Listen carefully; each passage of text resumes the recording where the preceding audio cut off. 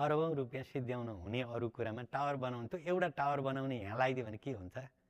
यो एकदमै विडम्बना भयो कि कसले भन्ने कि यो कसले बुझ्ने?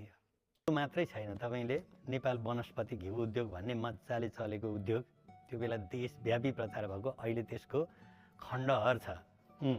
यहाँ छाला उद्योग नजिकै छ, छाला उद्योगको राम्रो प्रपर्टी छ, छाला उद्योग बन्द छ अहिले। हेर्नुहोस् है, त बाँके बर्दिया दुवै जिल्लालाई कपास उत्पादन गर्न लगाएर यो उद्योग चलायो भने के बिग्रिन्छ? अरबौं रुपियाँ सिद्ध्याउन हुने अरू कुरामा टावर बनाउनु त एउटा टावर बनाउने यहाँ लगाइदियो भने के हुन्छ? यो एकदमै विडम्बना भयो कि कसले भन्ने कि यो कसले बुझ्ने? यति जम्मै जम्मा मानिलिउँ केपीजीले त्यहाँ लगेर त्यो टावर बनाउने पैसा कपडा उद्योगै चलाउनु भएको भए होला, यो घाटैमा जाला। तर 1000 मान्छेका 55 जनाको हिसाबले कतिजना मान्छे बाँच्थे होला त? 5000 मान्छेको 5000 परिवार